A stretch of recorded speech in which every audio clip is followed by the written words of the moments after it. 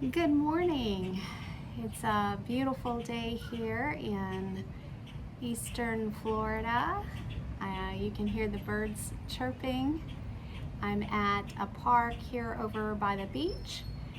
It's a park that I used to bring my grandsons to when they were little, but they moved south so about 5 years ago. So we don't get over here too much to play in the park. You'll probably hear squeaky swings or maybe hear children laughing in the background, but yeah, I'm here at the park trying to make this video. I just wanted to get out today and enjoy some fresh air. So, unretiring. What the heck does that mean, right? Well, first of all, I've learned that a lot of people retired during the pandemic or right after. Some people lost their jobs, or, they were laid off, or maybe the job ended, the business closed down, and instead of going back and competing in the workforce, people just decided to retire. Those of us who worked in the service industries or careers that required us to be of service to other people, typically retired due to just burnout. I know your firemen, your EMTs, your ER nurses, your teachers, anything that requires you to give a lot of yourself to help others can sometimes lead to burnout, and that's actually what happened to me, and that's the reason that I ended up retiring at 62. I had to pause the camera because there was a gentleman who took off on his Harley Davidson and was making quite a bit of noise. It's actually pretty awesome sound, but I didn't think you'd want to hear it. So back to retirement. They tell us not to take our jobs home with us, but if you have any kind of heart at all, you end up doing that anyways. If you care about people, you care about people. So that was my situation. I ended up going home thinking about, the children I was advocating for and what more could I do for them, and if they needed a service but were having trouble getting it, how could I help facilitate that? So yeah, I had reached a stage of burnout, so decided to go ahead and retire. I applied for my FRS retirement and then I filed for my application to receive my Social Security benefits. Now, trust me, I know there is a huge debate on whether or not you should take your Social Security at 62. And I am in no means a financial advisor. I can only speak from my own experience. So if you're considering it like I was a couple of years ago, I would say do your research, think about your situation, and decide, run the numbers, look at your budget, and decide what works best for you. But for me at the time, retirement was doable. And so that's what I chose to do.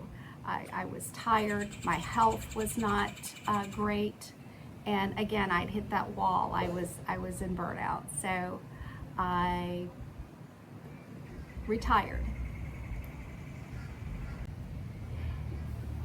Now, when I was preparing to retire, I didn't think about, what I was actually going to do when I was retired. I just thought about, getting out and doing something different with my life. So after traveling a good bit, I had an opportunity to travel with a good friend in an RV situation, and I really loved it. I loved being out at the RV parks. I loved the traveling. I enjoyed, seeing new places. It really resonated with me, and I decided that that's something I wanted to do in retirement. But I found out real quick that that is not an inexpensive hobby. You know, you have the cost of your rig, you have your fuel, you have your RV parks that have to be paid for nightly unless you do a monthly stay. You have repairs and maintenance and insurance, just lots of stuff that costs lots of money. So then I posed the question to myself, if this is something I really want to do, especially for a couple of years, you know, how am I going to pay for it? And so that's where the thought of unretirement came into play. Also, when you retire at 62, you're not eligible for Medicare until 65, so you're kind of caught in that gap. And what I did was just purchase basically a crappy insurance policy off of the government website, and I did end up having to have an emergency medical procedure, and my insurance paid very little, and so I ended up with some medical expense that I wanted to take care of. So that puts me in mind of why are young baby boomers, if that's what you want to call us, returning to work. When I looked at the statistics, because I was thinking, am I like the only one who's going back to work or thinking about going back to work? I had already started doing some substitute teaching. They call us, you know, guest educators, but we're really just glorified substitute teachers. So I had already started doing that part-time. But why are young baby boomers returning to the workforce? When I looked at the stats, it said like 48% of, well, first of all, it said 25% of retirees age 65 and older are returning to the workforce, and that 48% of them are doing it because of, you know, just money issues. The cost of living is going up, you know, again, the cost of insurance, the cost of taxes. You could just go on and on with that one. So the second reason was boredom. And I mean, I can honestly say that I haven't been bored in my 2 years of retirement, between grandchildren and traveling, and played a little golf, and I just sometimes wonder, how did I manage to have any fun while I was working? Because, you know, I'm definitely not bored. And then it said some people, I think it was like 14% of the people go back because they want to help others. And I enjoyed helping my students and advocating for them. So I can't say that that's the excitement of being able to get back and do that and be productive isn't something I'm looking forward to. Well, I have to tell you the scenario. So I was sitting on my sofa, you know, thinking about what to do, how to, you know, take care of the medical expense, how to finance my travels, especially if I was going to do an RV travel situation. And my phone rang. Sorry, I had to pause for a minute. When you're videoing outdoors, yeah, lots of things happen. So anyways, my phone rang, and it was my supervisor, one of my supervisors from my job, where I had worked in education before. And she said, you know, that they were restructuring the team, or actually restructuring the department, and they were trying to build a strong team, and would I consider coming in for an interview and possibly returning to my position. And so, I mean, why would something like that happen when I'm just sitting there thinking about what to do. Call it fate, call it divine intervention. One phone call can change your life, basically. So anyways, I went in for the interview, and things went really well. They were making some major changes. They all sounded really great to me. So we were going to get back in touch in the next week or so, and I would let them know, my decision.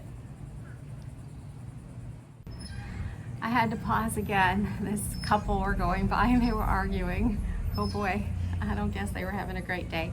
Anyways, before I could make a decision like that, I needed to check with my state FRS and find out what would happen with that. And what I found out was that because I had already been retired more than a year, I could go back and get my full salary and continue to collect my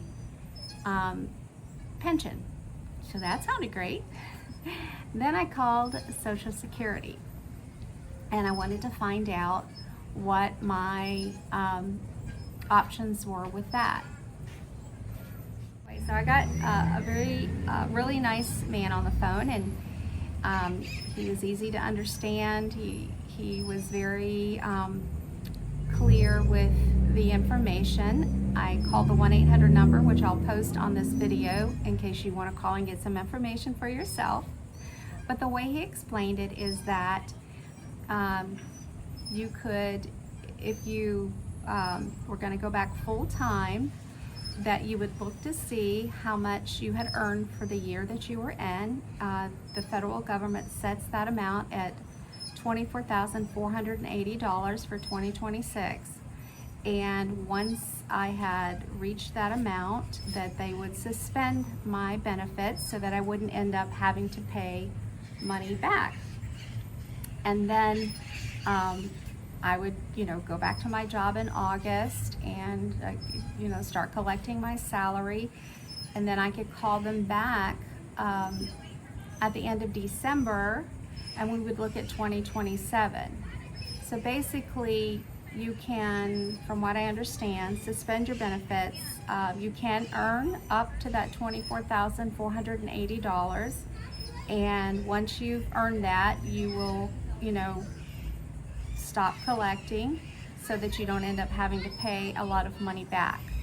Now, let's say I reach the age of 67 and I decide to retire again. What they'll do is go back and recalculate my amount, because now I have worked 3 years and paid back into the system. So I would be entitled to a larger benefit every month. Or if I continue to work after the age of 67, I can earn as much as I want to, and I won't be penalized. So yeah, it's a pretty complicated system. The good news is it's very doable. Unretiring and going back to work is very doable.